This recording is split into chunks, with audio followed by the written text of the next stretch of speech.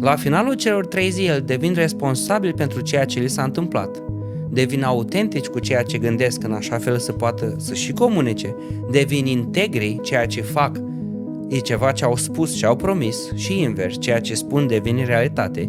Devin coerenți, mintea se împacă cu inima și produc liniștea sufletească și, nu în ultimul rând, devin capabili de a aduce unitate și anume de a contribui pentru a aparține. Dăruiești și primești. Marius, am fost violată, cum pot trece peste asta? Și am întrebat-o, i-am adresat o întrebare care la început a fost foarte provocatoare. I-am spus, draga mea, podcast pentru suflete, eco fără timp. Bună seara, sunt Mădălin Dumitru și vă spun bun venit la podcast pentru suflete. În acest episod am pregătit cu totul și cu totul, să spunem, ceva special. De ce? Pentru că, într-adevăr, se vorbește la un podcast din România despre putere, dar nu orice putere, și anume puterea trecutului. Cu cine puteam eu să vorbesc despre puterea trecutului? Cu nimeni altul decât Marius Spiridon. Te salut! salutare Mădălin, ca de obicei mă bucur mult să fiu aici și sunt sigur că alături de tine vom putea oferi o grămadă de putere și în special în direcția trecutului către cei care vizualizează acest material. Mulțumesc, le mulțumesc tuturor celor care au decis să devină membri, susținători, sponsori sau VIP ai canalului, iar ca un mic disclaimer, nu prezentăm adevăruri absolute, motiv pentru care vă încurajăm să reflectați foarte mult asupra informațiilor pe care le auziți în acest podcast. Marius, mi-ar plăcea să știu de la bun început care este legătura între rațiune și trecut. Rațiunea reprezintă puterea omului de a stoca înțelepciune pe măsură ce trece prin viață. Cu alte cuvinte, conținutul minții noastre are o singură proveniență, din trecut. A intrat în mintea noastră această experiență doar dacă s-a întâmplat deja, 1, și 2, dacă a fost obținută prin cele 5 canale ale percepției. Și anume simțul tactil, gust, te referi la sistemul văz, VACOG? auz. Da, deci Okay. dacă a apărut prin percepție, mintea va stoca. Tot ce avem în interiorul minții noastre are acest lucru în comun. Vine din trecut și a fost perceput. Dacă se numește reprezentare, atunci nu mai e din rațiune, pentru că este în absența percepției, ci e ceva ce ne-am închipuit, vine dintr-un alt simț al intuiției, este imaginația. Așadar, rațiunea reprezintă felul în care noi relaționăm cu tot ceea ce ni s-a întâmplat deja. Îți mulțumesc pentru că tu ai creat un program foarte util pentru oameni care se numește Puterea Trecutului. Mi-ar plăcea să știu de ce nu l-ai numit Acceptarea Trecutului și totuși ai folosit un element, cum ar fi acesta, prin cuvântul puterea lui. Intenția mea a fost în primul rând de a face o diferență pentru români în momentul în care am creat acest program. În al doilea rând, intenția mea este de a folosi acest trecut drept putere, nu drept acceptare. Este de a atribui lucrurilor care ni s-au întâmplat acel statut de lucru ce ne dă capacități sporite. Cea mai mare parte dintre oameni se uită la trecut sub formă de victimizare. Mi s-a întâmplat, iată ce am pățit, iată ce mi s-a spus, mi s-a luat. Deci iată că oamenii au obișnuința tradițională, e natural și nu numai la români, peste tot în lume, de a se victimiza sub forma neputinței la adresa trecutului. Puterea trecutului îi dă omului acea capacitate sporită de a alege ce semnificație să pună peste ceea ce i s-a întâmplat. Este un lux care face o diferență enormă pentru oameni. În momentul în care ne uităm în trecut și nu numai că avem puterea să hotărâm dacă e bine sau rău, ci mai mult să avem puterea să fim recunoscători, să avem capacitatea de a înțelege că acolo am crescut ca oameni, am devenit mai înțelepți, am primit anumite daruri. Asta este marea capacitate pe care oamenii o obțin în puterea trecutului. Mulțumesc foarte mult și mă regăsesc foarte mult în ceea ce spui, dar totodată sunt persoane, doamne, care ar putea să-ți spună: Marius, dar știi ce viață grea am avut eu cu bărbatul care nu dădea pe acasă și m-a lăsat cu 2 copii? Iar tu vii și le spui că acel moment, acea situație de fapt, poate fi folosită ca și catalizator. Acum, pentru că eu am dat scena, toți o privim, dă-ne tu, rezultatul ăla pe care să-l și înțelegem, cum putem să transformăm o scenă de acest gen, care la prima vedere pare una negativă. Aș vrea să-ți ofer una și mai negativă. Mulțumesc. Și apoi ajung la a ta. Eram pe o scenă la Chișinău, în programul Puterea Trecutului. Și o femeie s-a ridicat în picioare și mi-a spus: Marius, am fost violată, cum pot trece peste asta? Și am întrebat-o, i-am adresat o întrebare care la început a fost foarte provocatoare. I-am spus: draga mea, cum ai cauzat tu asta? Intenția mea în Puterea Trecutului este ca oamenii să devină responsabili. Ea s-a uitat la mine plângând și oarecum supărată și mi-a spus: eu sunt victimă aici. Tu mă întrebi cum am cauzat? Și i-am spus: da. Zi-mi, te rog, ce s-a întâmplat în acea zi. Și pas cu pas ea a luat și a explicat. Și mi-a spus: Marius, în primul rând m-am certat cu iubitul meu. Am plecat întind ușa. Am sunat fetele și am plecat la un bar.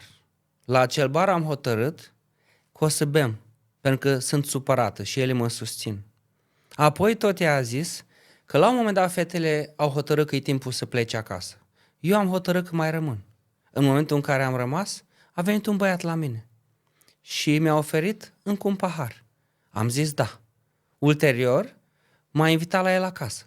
Am zis da. Când am ajuns cu mașina în fața casei, m-a invitat la el. Am zis da. Am urcat. Și după aia s-a întâmplat totul. Și am întrebat-o unde anume aici a apărut violul. Se pare că a fost absolut totul consensual din momentul din care ai plecat de acasă și până în momentul în care ai ajuns la locul cu pricina. După încă 15 minute de conversații, femeia și-a reformulat ceea ce a zis prima dată și a spus: am ales să am o aventură de o noapte cu un bărbat pe care l-am cunoscut la bar. Așadar am să revin în conversația ta, care acum pare mult mai blândă, nu-i așa, prin asumarea responsabilității. Și am să întreb cum anume a creat acea mamă cu 2 copii, cu bărbat care a plecat și a părăsit-o acea părăsire. La o despărțire nu se ajunge pur și simplu, se ajunge prin îndepărtare, prin eliminarea tandreții, prin eliminarea focusului și conectării dintre parteneri, se ajunge prin distanță, se ajunge prin ignorarea nevoilor emoționale, mentale, spirituale, sexuale. Este un drum întreg. Rahatul nu se întâmplă degeaba, Mădălin, rahatul ia timp să se întâmple, ia efort să se întâmple, este o investiție. Ceea ce pot să spun despre puterea trecutului este că am văzut oameni în fața mea care au trecut de la lucruri extraordinar de grave, și aici mă refer de la crime și infracțiuni și dependențe până la astfel de situații despre care tu ai vorbit, dar la final, ceea ce a ajuns în sufletul oamenilor este acel prim mare obiectiv din puterea trecutului. Noi îl numim Raicu, și anume responsabilitate, autenticitate, integritate, coerență și unitate. Oamenii sunt capabili până la finalul celor 3 zile, că durează un weekend de vineri, sâmbătă și până duminică. La finalul celor 3 zile devin responsabili pentru ceea ce li s-a întâmplat, devin autentici cu ceea ce gândesc în așa fel să poată să și comunice, devin integri, ceea ce fac e ceva ce au spus și au promis, și invers, ceea ce spun devine realitate, devin coerenți, mintea se împacă cu inima și produc liniștea sufletească și, nu în ultimul rând, devin capabil de a aduce unitate, și anume de a contribui pentru a aparține. Dăruiești și primești. Deci iată că aceste 5 mari obiective se desfășoară pe durata a 3 zile, iar oamenii ajung să reconcilieze amintirile minții cu trăirile inimii, într-un mod în care tot ceea ce li s-a întâmplat capătă putere. Am să mai dau un exemplu. Tatăl meu a murit când avea 8 ani. Aveam 2 variante clare. 1. Sunt un prost, m-a părăsit, a renunțat la mine pentru că n-am valoare și am purtat asta în suflet 20 de ani până să înțeleg cum să procesez amintirile mele. Și a doua este ceea ce am creat ulterior și de aici a pornit și puterea trecutului, și anume îi sunt recunoscător tatălui meu că a murit, pentru că mi-a dat ocazia să devin un lider de mic, să devin un om muncitor. Mi-a dat ocazia să devin independent financiar și să construiesc propria mea afacere la vârsta de 15 ani. Îi sunt recunoscător. Alternativa ar fi fost să fiu o victimă, să fiu slab, să fiu incomplet sufletește.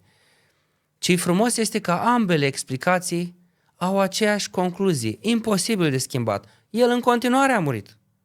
Însă, a doua, și anume faptul că eu am rămas un om mai bun, mai capabil după moartea lui, îmi dă puterea să merg eu demn și drept prin viață. Deci asta e ceea ce puterea trecutului face, și nu cu un om, cu mii de oameni. Și nu cu unul deodată, cu sute de oameni deodată.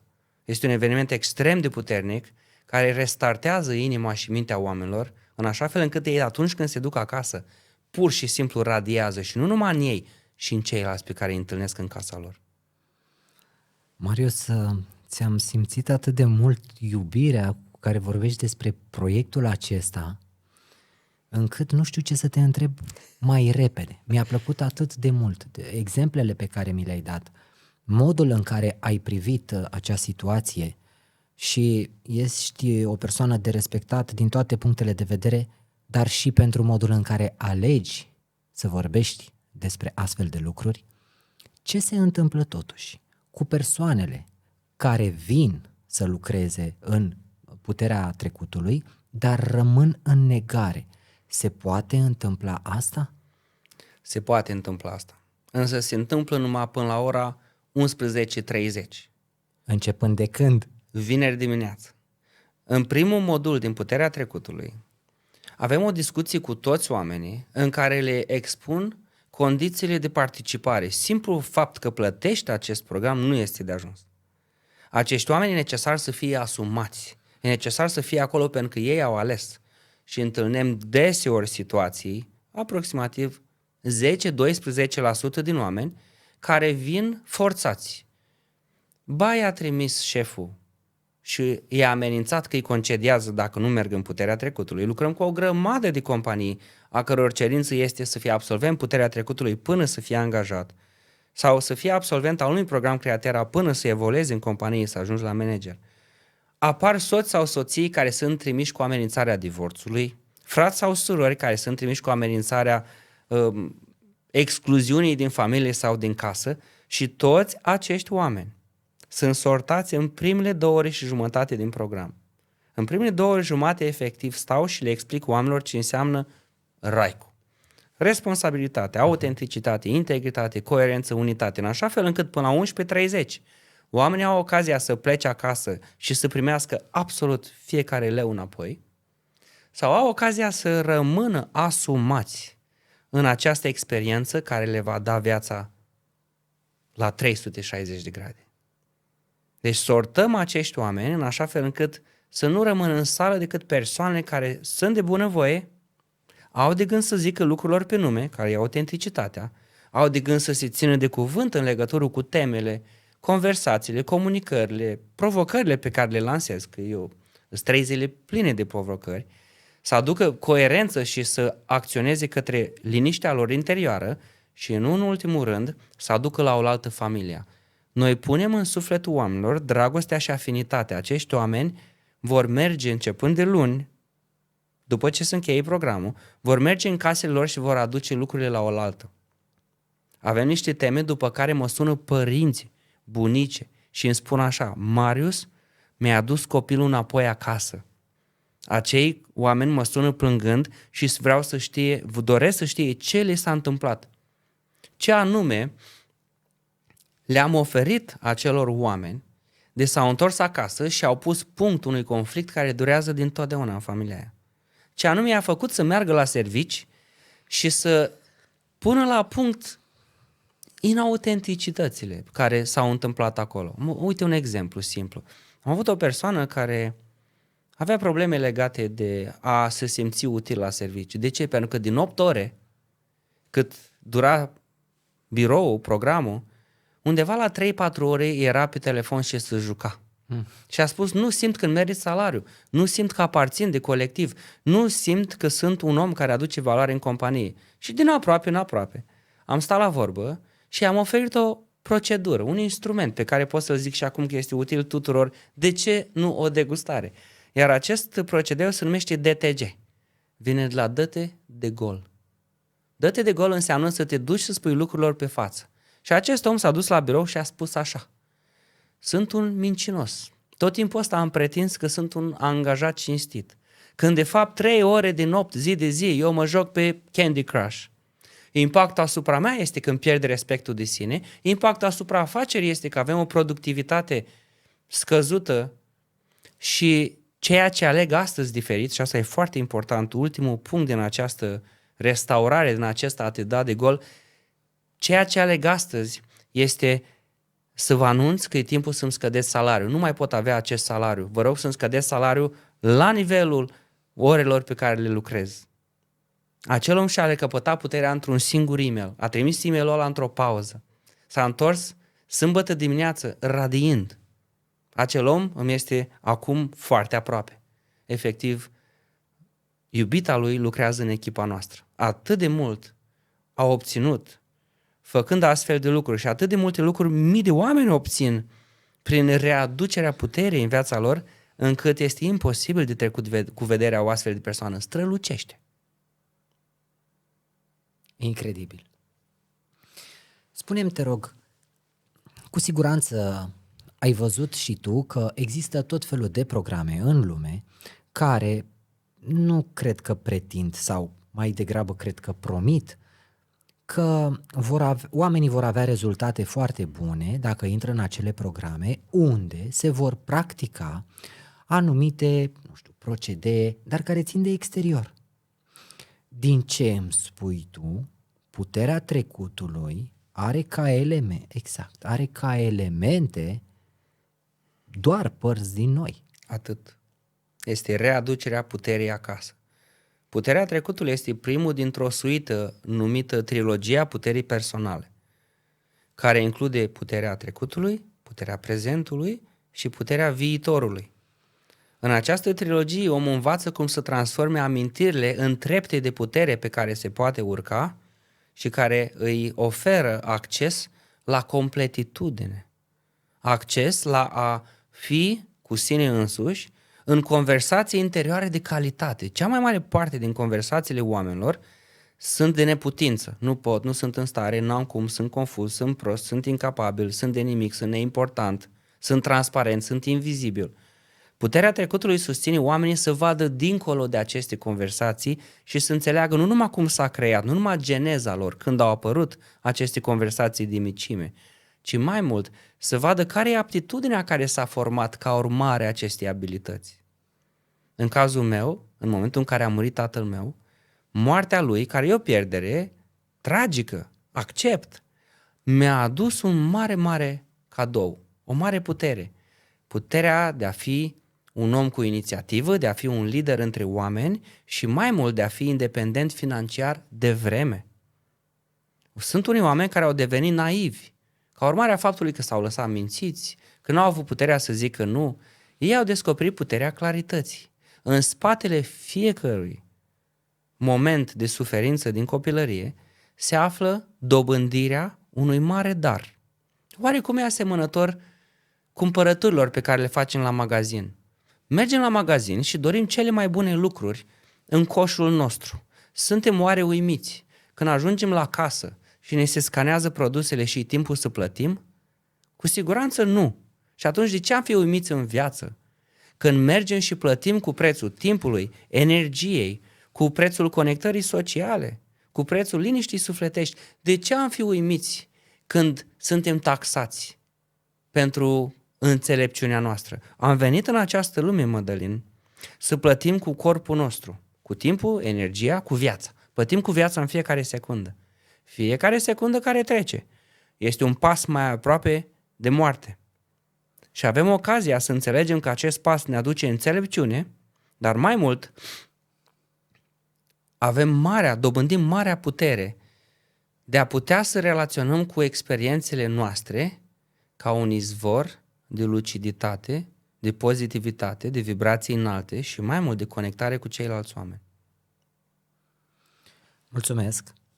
Spune-mi, te rog frumos, în cât timp ai reușit tu să creezi acest program, dacă el a avut mai multe optimizări de-a lungul timpului în funcție de ce ai reușit să măsori la oamenii care l-au parcurs, pentru că pare un program, te zici că e de mii de ani. Tu doar îl duci mai departe. Acest program care se va afla în decembrie 5-6-7 2025 la ediția 57 este un program care a avut timp să se decanteze și să devină extrem de eficient. Este un program de grup, este o imersiune. Acest program l-am creat în 3 zile și am și filmat procesul de creație. Am un videoclip pe YouTube, pe canalul meu, în care am filmat cum l-am creat. 3 zile m-am închis într-o cameră, n-am ieșit decât pentru 2 motive, toaletă și alergat, sunt alergător de maraton. Ieșeam, alergam 5, 6, 10 km în Comănești, pe dealul Galionului se cheamă, apoi reveneam și mă reapucam de a construi acest program. Nu mâncai? Bineînțeles că mâncam, ocazional, dar mi-aducea soția mea, Andreea, mâncarea chiar în acea cameră. Deci mare lucru care s-a întâmplat după cele 3 zile este că am structurat ceva care să facă o diferență pentru români. Ăsta este singurul motiv pentru care am revenit acasă după atâta timp în străinătate. Este să fac o diferență pentru oamenii pe care îi iubesc. Iar ceea ce s-a întâmplat pe durata celor 56 de ediții anterioare este că am ajuns la o asemenea eficiență, nivel de conectare, putere de a fi convingător și clar cu oamenii, de a mă adresa într-un limbaj pe care să-l înțeleagă și doctorul docent, și copilul care participă, și bătrânul care are experiența vieții. Absolvenții acestui program au vârste între 12 și 90 de ani. Și fiecare dintre ei înțelege ceea ce se întâmplă acolo. Pentru că oamenii lucrează unul prin celălalt. Oamenii împărtășesc, iesă la microfoane, este coadă la microfon pe scenă ca oamenii să împărtășească ceea ce le macină inima de atâta vreme. Undeva pe sâmbătă seară, oamenii vin și împărtășesc la microfon râzând durerile prin care au călcat în viață. Este un moment atât de distractiv încât cu lacrimi în ochi oamenii aplaudă și râd. Când eram mic, m-a lovit mașina și apoi am mâncat o înghețată. Când eram mică, am fost agresată și apoi mi-am făcut cei mai buni prieteni. Când eram mic, am fost exmatriculat de la școală și apoi am devenit antreprenor. Oamenii învață marea putere de a pune semnificații de completitudine și de demnitate umană pe ceea ce este în urma lor. Ar trebui să vezi cum sunt ochii unui om în momentul în care strălucesc pentru că a găsit puterea de a gestiona semnificațiile minții sale. Este ceva impresionant. Este inspirațional să vezi cum un om iese din suferință și zâmbește pentru prima dată și îi se schimbă postura, fizionomia, secrețiile hormonale, tonul vocii, cuvintele pe care le folosește. Este fascinant. Nu mă satur niciodată. Nu pot să zic că sunt 100% pentru oameni în acest program. Pentru că îmi face o mare plăcere mie însumi să cresc ca urmare a lucrurilor care apar în inima oamenilor. Este și pentru mine, pentru că eu însumi devin ca om un om mai complex, mai universal. Așadar sunt acolo atât pentru mine, cât și pentru ceilalți, cât și pentru lumea frumoasă care se creează prin toate aceste acțiuni. Eu, deși nu am fost la un astfel de program, pot să-ți spun doar că îți mulțumesc că ai reușit să îl pui ca mijloc prin care oamenii să se întoarcă acasă. Da. Și aș vrea să te întreb, uite, noi în momentul în care nu mai putem tolera durerea, ajungem să citim o carte, să mai citim una, ajungem la sute de cărți, cursuri și toate cele. Însă, ce diferențiază dintre traseul unui om care studiază și un om care vine 3 zile? Ce ingredient secret are acest puterea trecutului sau ce se aliniază acolo? Parcă ai citit din acel modul de la 9 la 11:30. Una dintre informațiile pe care le oferă oamenii până să pornească cursul, până să se hotărească care rămâne și care nu, este următoarea. Programul Puterea Trecutului reconectează oamenii cu relevanța pe care acțiunile o au în viața noastră. Este un program de acțiune. În momentele în care acest program avansează, efectiv oamenii ies pe ușă. De multe ori nici nu mai închid ușile. Oamenii ies pe ușă, se duc, își dau telefoanele, vizitează familia, intră în online, că este disponibil și online pe Zoom, intră în online și în timp ce conduc spre casă în lacrimi participă pentru a putea să fie prezenți la toate modulele. Acțiunea, Mădălin, este răspunsul. Pentru că în acțiune se întâmplă ceva spectaculos și anume oamenii redescoperă capacitatea lor de a gestiona nu numai corpul, ci și secrețiile hormonale. Exemplu, un om în momentul în care este responsabil, anume are capacitatea de a se implica în ceea ce a ales, el de fapt strunește nu numai libertatea, ci capacitatea sa de a secreta dopamină. În momentul în care este autentic și anume spune ceea ce gândește, el gestionează abilitatea sa de a secreta adrenalină și tirozină, de a-și gestiona tiroida. În momentul în care un om este integru, adică face ceea ce a spus, el nu gestionează numai faptele sale și succesul, capacitatea de a fi un om de cuvânt, ci mai ales abilitatea sa de a secreta endorfină. Atunci când un om este coerent, el are capacitatea de a gestiona hormone ce țin de liniștea sufletească și anume de a minimiza secrețiile de cortizol, de a ieși din stres și de a aborda liniștea sufletească. Iar ultimul, unitatea, atunci când un om are capacitatea de a aduce oameni la oaltă, se secretă cel mai prețios dintre hormonii umani și anume oxitocina, hormonul apropierii, al conexiunii. Deci iată că omul învață, așa cum ai spus, să-și gestioneze de bunăvoie, prin propria conștiință, conținutul biochimiei sale. Să ai acces la propria biochimie, la propria postură, la calitatea propriilor emoții, prin acte ce țin de tine, este ceea ce reîntoarce omul acasă, în puterea sa personală. De asta am și numit puterea trecutului.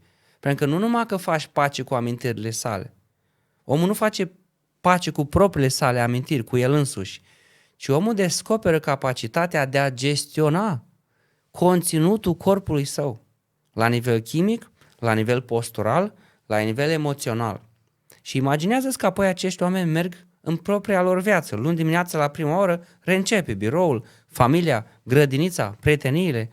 Ce se întâmplă acolo este că acești oameni transmit mai departe acest lucru. Una dintre condițiile pe care le avem pentru participarea în curs este ca oamenii să dea mai departe ceea ce învață. Deci le spun de prima zi, de vineri, să nu cumva să aude la voi că ați mers în viață și n-ați dat oamenilor ceea ce ați învățat aici.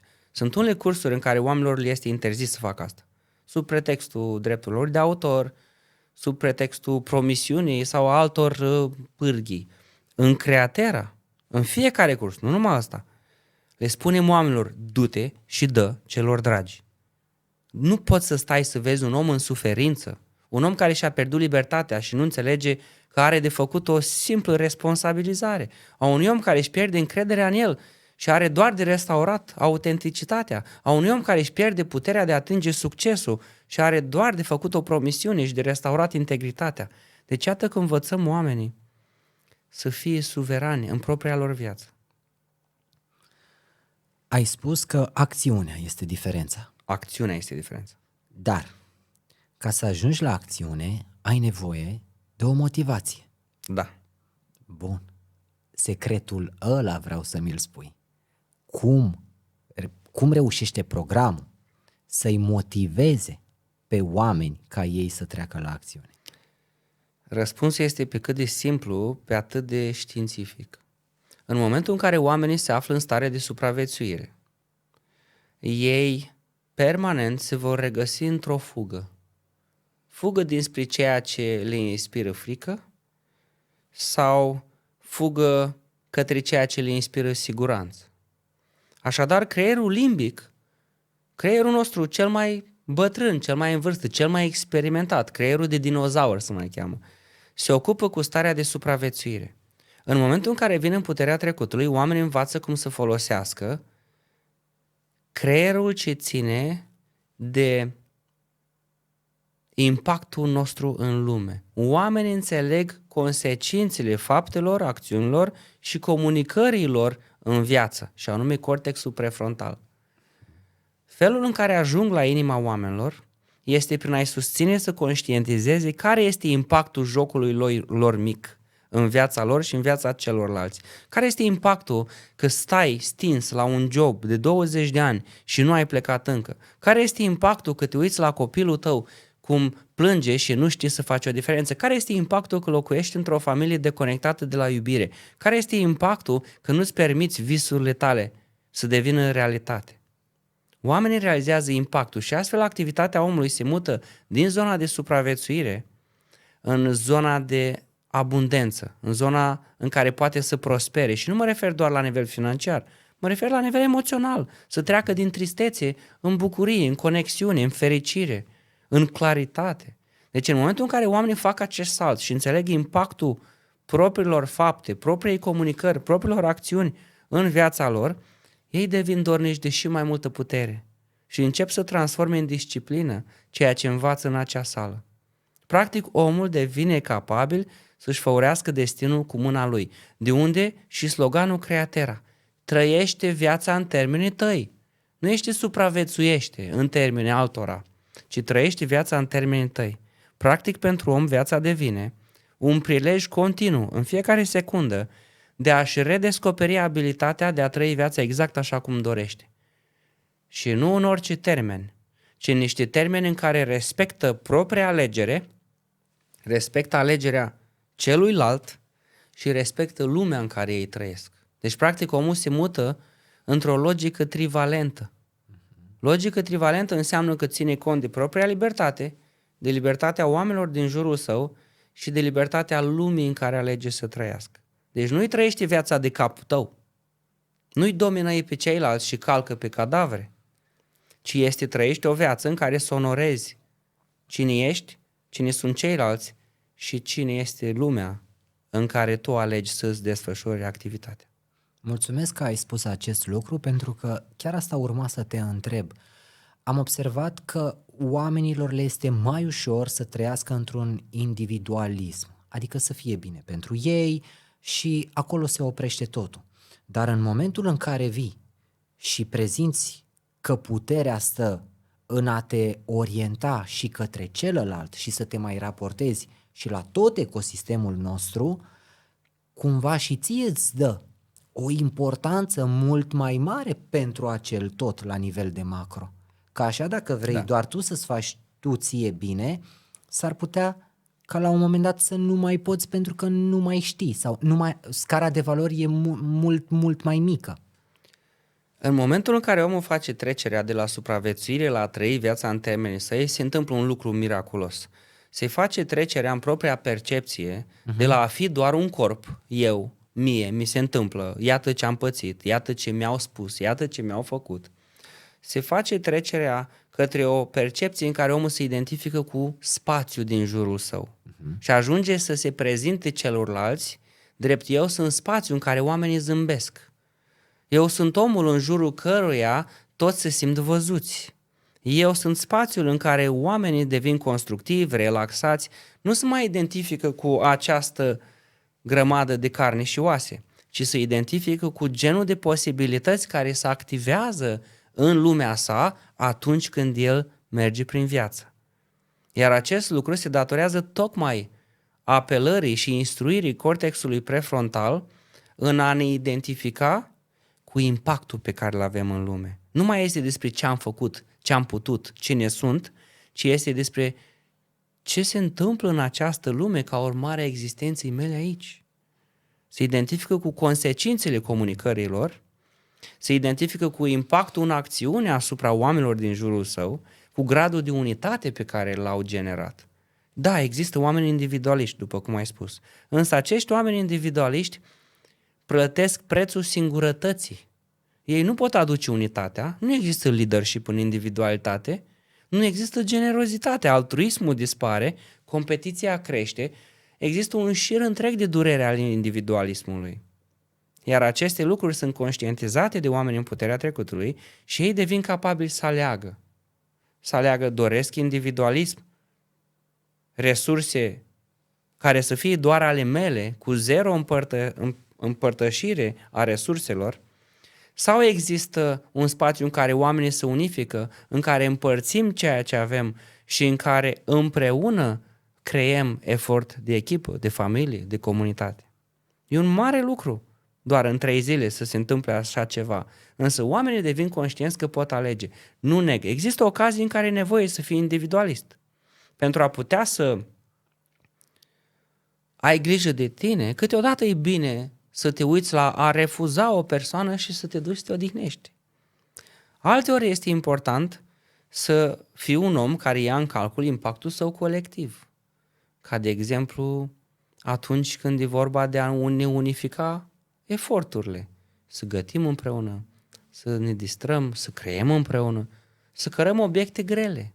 Vorbeam la întâlnirea noastră anterioară de Retreat-ul Wisdom, în care dacă vrem să facem focul și avem un buștean de 15 metri, individualismul nu ajută. Niciun singur om, niciun singur bărbat nu poate să miște un buștean de asemenea dimensiune. Ca să nu mai zic, nici o singură femeie sau om nu poate găti pentru 300 de oameni. Însă acolo e necesar să devii un om care cuplează la comunitate. Treci din individualitate în colectivitate. Cărăm împreună bușteanul, pregătim împreună ingredientele, gătim împreună mâncarea. Este un loc pentru individualitate și este un loc pentru colectivitate. Puterea trecutului nu și asumă că va distruge individualitatea și nu și asumă că va crea colectivitatea, comunitatea. Însă, în mod clar, ne putem asuma că dăm omului luciditatea de a înțelege când e timpul pentru una și când e timpul pentru cealaltă. Iar asta este puterea omului, de a ști să aleagă. De fapt, cred că cea mai mare abilitate pe care omul o deprinde este să facă o diferență între decizii și alegeri. Decizia are ceva specific în interiorul ei. Face parte dintr-o categorie de cuvinte care au terminația ere. De exemplu, decizii provin din latinescul decidere, din aceeași familie cu sinucidere, pesticid, fratricid, suicid, spermicid, genocid și care au legătură cu a omorî absolut tot ceea ce nu cunoști deja. Decizii egal, te uiți în trecutul tău și alegi în viitor doar acțiunea care seamănă cu ceva ce ai mai făcut. Decizia înseamnă că omori noutatea. Decizie egal, zero noutate în viața ta. Alegere, pe de altă parte, înseamnă că te uiți în trecutul tău, vezi ce s-a mai întâmplat. Apoi te uiți în sufletul tău și vezi ce îți dorești să se întâmple. Și după ce ai evaluat ceea ce a fost, alegi să onorezi ceea ce dorești să se întâmple și în felul ăsta alegerea este un vehicul prin care permiți noutății să ajungă în viața ta. Decizie, zero noutate, alegere, 100% noutate. Iată secretul de a ieși din zona de confort. Unde stă? În puterea cuvântului. Și cea mai mare claritate, cea mai mare putere o aduce înțelegerea limbajului. Limbajul este acel vehicul divin, e acea abilitate umană prin care mutăm lucruri din invizibil în vizibil. Ce se întâmplă chiar acum între noi doi? Acest, așa zis, simplu act al comunicării permite ca noi să aducem din imaginația noastră, din invizibil, conversații măsurabile pentru cei ce urmăresc acest material și mai mult măsurabil pentru noi, pentru a fi în acest sincron, în acest dans de idei, în această frumoasă interacțiune între noi doi. Puterea divină a limbajului este prima intenție pe agenda de lucru în puterea trecutului. Impresionant. Pentru a ajunge la inima românilor, vreau să-ți adresez o întrebare. Ce este cel mai dureros pentru tine, dacă poate fi numit așa, în momentul în care auzi familie de români? Ce te doare? Ce nu-ți place? Familie de români? O familie de români. Când auzi familia românească, te doare ceva când auzi despre familia românească? Nu. Ok. Aud putere, aud trăinicie, aud tradiție, aud cuvânt, aud conectare, dans, văd timp de calitate împreună, văd oameni gătind împreună, văd costume populare, văd conexiune și zâmbete. Familia românească este o mare putere. Dacă ne uităm la motivul pentru care neamul nostru este milenar, în mod sigur nu se datorează abilităților noastre armate. În mod sigur nu se datorează capacităților noastre de acaparare și de cucerire. Dacă ne uităm cu atenție ceea ce a făcut ca acest neam românesc să poată să traverseze mileniile în ciuda locației sale, în ciuda contextelor politice, sociale, istorice, întotdeauna revenim la aceeași concluzie. Tradiția. Avem rădăcini în acest pământ și nimic nu ne poate da la o parte. Este un motiv pentru care au trecut atâtea mii de ani peste noi și noi în continuare mai purtăm ii înflorate, în continuare avem sculptate în porțile din Bucovina motivele abundenței și ale vieții și ale vitalității și ale trăiniciei, acele motive naționale. Este o carte pe care o recomand oamenilor dacă vor să știe de unde să se tragă. De fapt, două cărți. Prima este Calea rătăcită a lui Constantin Prut, care ia motivele naționale și le explică ce reprezintă fiecare. A doua carte este Karma de neam, pe care eu însumi am scris-o și care se găsește gratuit pe website-ul Createra. Iar acolo înțelegi de unde vii, de ce merită să trăiești viața zâmbind și ce putere și abilitate și obligație morală și etică ai ca acest neam să continue. Foarte frumos. Uite, în momentul în care ți-am spus de familia românilor, știi, mai nou, dacă te duci într-un bloc construit acum 5-6 ani și încerci să afli despre oamenii ăia cât de mult interacționează, o să observi și o să rămâi surprins că oamenii ajung, familiile care locuiesc la diferite apartamente, nu doar că nu se cunosc, se și evită. Și mi-ar plăcea să știu care este părerea ta. De ce crezi că ajung oamenii atât de individualiști? Sunt foarte curios să aflu părerea ta. Am să răspund cu un exemplu, Mădălin. Te rog. Dacă în anul 2035-2040 se preconizează că avem nevoie de forță de muncă care să aibă următoarele trăsături: obediență, să fie ieftină, să nu spună nu, să ia cu ușurință sarcini fără să facă mofturi. Unde lucrăm ca să obținem acea forță de muncă în 15 ani de acum? Ce avem de făcut ca să avem acea forță de muncă cu acele trăsături bine determinate și educate? La cine lucrăm? În mod clar nu la acei copii. Lucrăm la părinților. Este necesar să sculptăm în părinți, și există astfel de organizații care sculptează în părinți trăsăturile, traumele, problemele, provocările necesare ca ei înșiși să-și educe copiii în spiritul ieftinelei, în spiritul singurătății, în spiritul lipsei de respect și de încredere în sine. Deci dacă vrei să cauzezi sculptarea următoarei generații, ceea ce ai de făcut este astăzi să îngenunchezi părinți. Am să revin la ce ai întrebat tu. Dacă tu uiți cu atenție la ceea ce noi am trăit în școală, când a fost ultima dată când s-a predat în școală spiritualitate? Niciodată. Și atenție, n-am zis religie, n-am zis Constituție, n-am zis simț civic, ci mă refer la spiritualitate. Poate mai era câte unul prin bancă care citea o carte de Osho, de Ivanhoe, poate de Eminescu, dar în mod clar nu a fost materie de studiu. Acest lucru nu este la întâmplare. Pentru ca o națiune să ajungă să nu înțeleagă cum își gestionează propria putere, este necesar ca tot ce ține de spiritualitate să fie extras din educație. De ce? Un om care pleacă din puterea trecutului este inconvenient, nu mai poate fi îngenunchiat, nu mai poți compromite cu el. Înțelege care este prețul, înțelege care este puterea și nu mai pune genunchiul în pământ atât de ușor. Eu înțeleg ce se întâmplă cu națiunea română și înțeleg că nu am avut parte de spiritualitate și n-am să mă comport ca și cum acei oameni despre care tu povestești de la bloc ar greși sau ar ști mai bine. Ei nu știu, ei urmează să descopere. Unde? În puterea trecutului. Ei urmează să afle ce înseamnă să ai standarde, să ai coloană vertebrală, să ai autenticitate, să aduci unitatea. Ei urmează să învețe. Lucrez la o grămadă de proiecte, printre care puterea trecutului, dar proiectul Spiritonomics urmează să scriu în deceniu care vine 200 de cărți care oferă românului trepte pe care la nivel spiritual să urce și să fie stabili în a gestiona din propriile lor resurse starea lor emoțională, aptitudinile, atitudinile, principiile. Tu ai pe masă aici doar 3 dintre ele: curajul, determinarea, perseverența. Deja am scris primele 22 de volume și la fiecare 3 luni public câte 3. Curajul, determinarea, perseverența sunt primele 3 volume în ordinea asta. Curajul înseamnă puterea să ieși din zona de confort.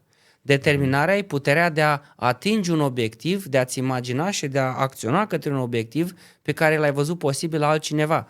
Perseverența e capacitatea ca în fiecare secundă să-ți ajustezi cursul încât să avansezi către obiectivul respectiv. În puterea trecutului învățăm pe oameni aceste lucruri.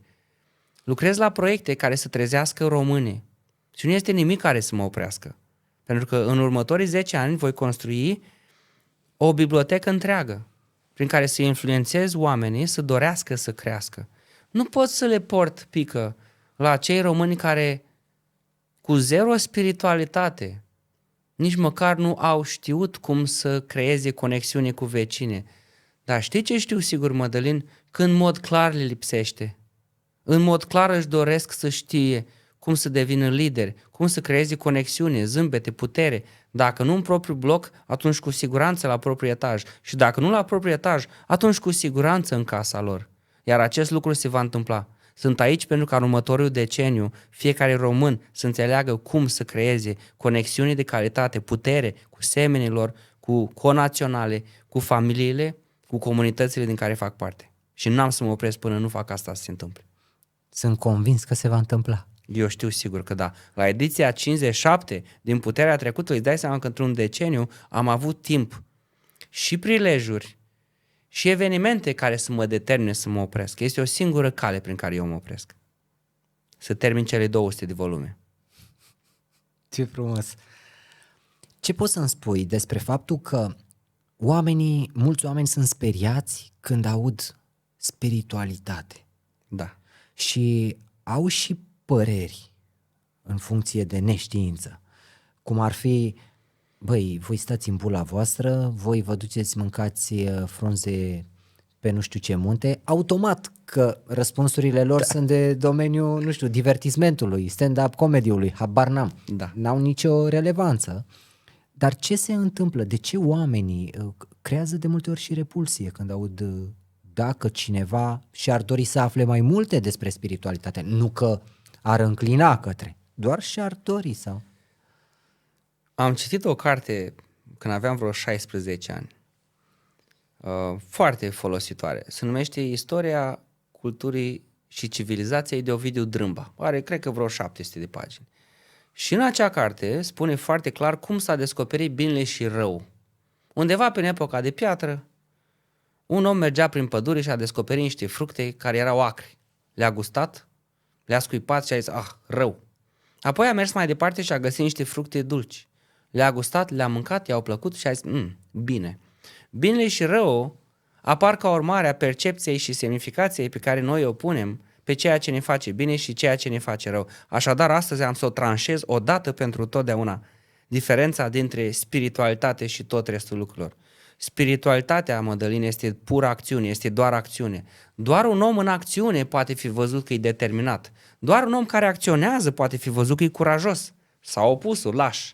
Doar un om în acțiune poate fi văzut că e inspirațional, că este conectat, că are leadership. Doar un om în acțiune poate fi văzut că trăiește starea de empatie, de compasiune, de încredere, la fel și cu toate trăsăturile negative. Un om în stagnare este o persoană care se află în conversații interioare, care nu-și folosește corpul pentru a traduce gândurile și intențiile în fapte concrete. Așadar, pentru mine, stagnarea este absența spiritualității. Un om care stă degeaba în propria sa viață, un om care nu pune două paie cruce pentru a face o diferență în drumul către visurile sale sau în nivelul de bunăstare al familiei, comunității, națiunii, acela este un om care stagnează, e un om în conversații interioare, e un om care nu poate fi văzut acționând în propria sa viață. Deci pentru mine spiritualitatea egală acțiune.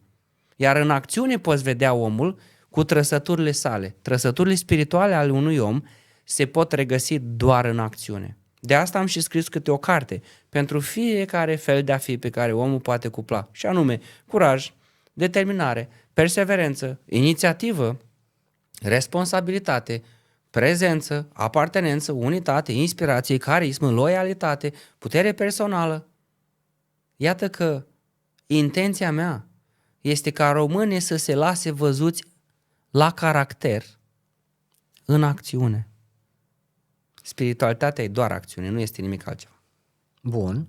Suntem mulți care am aflat despre spiritualitate de la anumite reportaje în care prezentau un om într-o peșteră care stătea în anumite poziții și de acolo a început, nu știu, imaginea spiritualității pentru mulți dintre noi. Da. Iar când îmi explici tu cum vezi spiritualitatea, care de fapt are o aplicabilitate instantă, Doar aplicabilitate. nu am nevoie de alte convingeri. Da. Dar totuși, de ce unii dintre noi am fost nu neapărat, cum să spun, nu am fost informați corect? De ce ne-am făcut noi o părere atât de diferită decât cea pe care o ai tu? Mi-aduce aminte de educația pe care mi-a dat-o mama mea și o iubesc extraordinar de mult. Însă atunci când eram mic îmi spunea: Marius, să nu deschizi ușa la străini, să nu vorbești cu necunoscuți. Și am ascultat-o o vreme. Până la un moment dat a apărut o întrebare în interiorul meu și am întrebat-o: mamă, cum ar trebui să-mi fac prieteni? Dacă nu vorbesc cu străini, cum ajunge cineva, un necunoscut, un copil, un om din viața mea, care a fost total necunoscut, cum ajunge să devină prieten? Este o conveniență în a instrui oamenii că spiritualitatea e periculoasă, iar acea inconveniență este că oamenii sunt antrenați, struniți, dresați să evite singurul loc din care izvorăște lumina, și anume acțiunea. Când eram mici, ni se spunea să nu băgăm degetele în priză. Mi se pare natural, pentru că ne-am fi putut curenta, însă nu ni s-a spus rostul curentului electric, care este un dar divin. Nu putem face acest material fără curent electric. Așadar, ne putem uita la toate evenimentele în care ni s-a spus să fim cuminți ca fiind interdicții sau fiind o conveniență prin care părinții noștri aveau răgaz și timp de relaxare cu ei înșiși. Că nu ne spuneau niciodată ce să facem cât stăm cuminți. Cine se spunea? Prefăte că ești mort? Întinde-te pe o parte? Adică ce însemna să fii cu minte în copilărie? Să te uiți în gol? Niciodată nu ni s-a spus. Așadar, cei care fac o asociere negativă între spiritualitate și orice altceva au intenția de a elimina acțiunea și inițiativa din spiritul românului.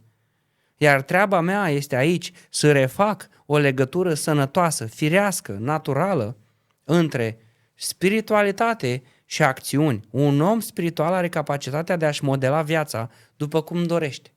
Să pună în viața sa trăsături spirituale. Sunt comunicativ, sunt conectat, sunt abundent și iată cum arată acțiunile mele. Am o casă frumoasă, am prieteni de calitate.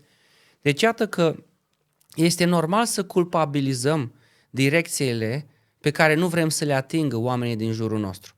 Și cunosc o grămadă de persoane interesate ca românii să nu atingă spiritualitatea. Pentru că acolo ei devin periculoși. Devin capabili să fie autonomi, suverani, să aibă propria părere, să aibă propria inițiativă. Devin periculoși. De ce? Nu mai ascultă de comenzi, nu mai consumă ceea ce li se spune să consume și încep să aibă propriile lor idei, propriile lor direcții. E normal să se suprapună spiritualitatea egal nașpa. Și înțeleg atât pe cei care promovează un astfel de dresaj, cât și pe cei care acum, sub influența unei astfel de păreri, sunt rezistenți. Însă am o singură vorbă pentru cei care au rezistență la spiritualitate. De fapt, două cuvinte. Puterea trecutului. Veți reconstrui tot ce înseamnă relația pe care o aveți cu a fi oameni de acțiune, dar mai mult de a avea ocazia să vă setați agenda nu pe ce aveți de făcut mâine, ci despre cum vreți să vă simțiți mâine când faceți ceea ce trebuie făcut. Pentru că cea mai mare parte a oamenilor, și asta e marea promisiune a puterii trecutului, cea mai mare parte a oamenilor trăiesc după o agendă. Mâine trebuie să mă duc la birou, să mă duc să duc copilul la grădiniță, să mănânc, să dorm, să fac cumpărături. Toată viața lui se rezumă la un set de acțiuni care ghiște. Rare ori sunt pe o listă care se termină. De cele mai multe ori nu apucăm să facem ceea ce ne propunem. Acele lucruri, acele task-uri, acele acțiuni se revarsă în ziua următoare și în ziua următoare se reportează. Avem și mai mult de făcut, și mai mult timp, și mai mult stres. De ce? Pentru că nu avem putere cu acțiunile noastre. În puterea trecutului, punem la dispoziția oamenilor capacitatea de a se conecta cu singurul lucru care poate fi gestionat responsabil, și anume resursele interioare. Cine sunt eu ca om? Îmi programez ca mâine, și ăsta e felul în care eu trăiesc. Mâine vreau să fiu un om conectat, clar, inspirațional și abundent. Iar din aceste 4 intenții stabilesc care sunt acțiunile care mă duc acolo. Deci am grijă nu numai de acțiunile pe care le iau și le fac, ci de cum mă simt eu în timp ce săvârșesc acțiunile care preiesc vieții mele, familiei, comunității, business-ului. Și mâine cine îți duce copiii la grădiniță?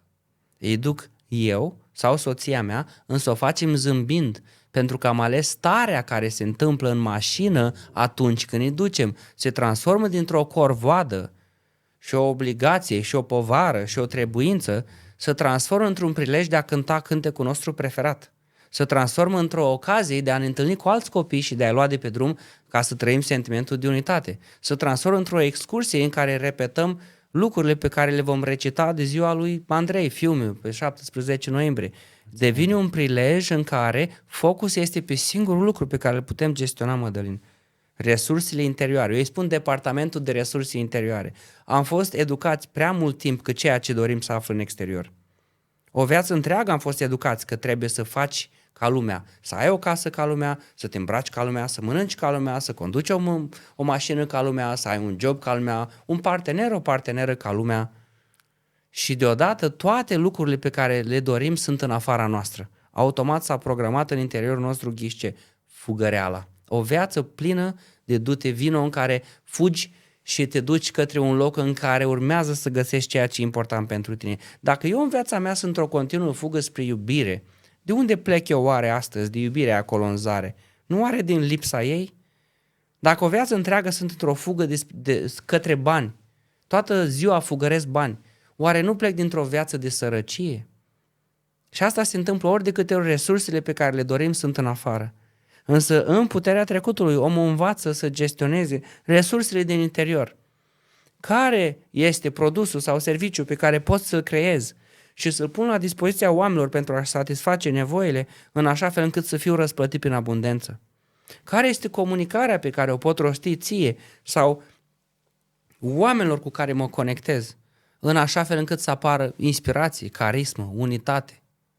Deodată internalizez puterea și ies din fugăreala aia perpetuă care a fost obținută prin demonizarea spiritualității. Pentru mine și în Createra, spiritualitatea are o singură semnificație. Pură acțiune. Marius, mulțumesc, dar știi pentru ce îți mulțumesc cel mai mult? Că după tot ce ai vorbit, le pot spune oamenilor că le dau un link să ajungă să vadă despre ce este vorba. Pentru că, știi cum e, degeaba vorbim dacă nu punem și în acțiune. Așa că eu chiar mă bucur și sunt convins că îmi dai acordul să las un link Cu siguranță. în descriere. Totuși, să reamintim, 5, 6, 7 decembrie în București, La Hotel Pullman. la Hotel Pullman, plus pentru cei care nu pot veni efectiv, există posibilitatea, nu? Și pentru online. Absolut. În momentul ăsta avem absolvenți în 37 de țări. Ceea ce înseamnă că am făcut disponibil către oameni acest mod de participare online, în care oamenii sunt la fel de prezenți. Avem un ecran imens în sală și oamenii participă cu sutele din 10 de țări deodată. E ceva spectaculos. Pandemia a fost utilă, la urma urmei, Da. că ne-a permis tuturor să accesăm lucruri într-un mod care să ne dea voie să fim prezenți la distanță prin tehnologie. Pentru asta pot accepta că pandemia este un salt de conștiință colectiv. Marius, îți mulțumesc foarte mult. Cu drag. Dragilor, vă mulțumim că ne-ați urmărit. Eu sunt Mădălin Dumitru. Acesta a fost Podcast pentru Suflete. Ultimele cuvinte ale mele în finalul acestui podcast sunt următoarele. Acțiunea este spiritualitate, iar puterea trecutului ne putem folosi de ea doar dacă înțelegem cum să folosim asta în avantajul nostru. Vă mulțumesc, pe curând! Podcast pentru suflete eco fără timp, în care tăcerea devine un schimb, un fir nevăzut între oameni și stele, să nu fim niciodată singuri.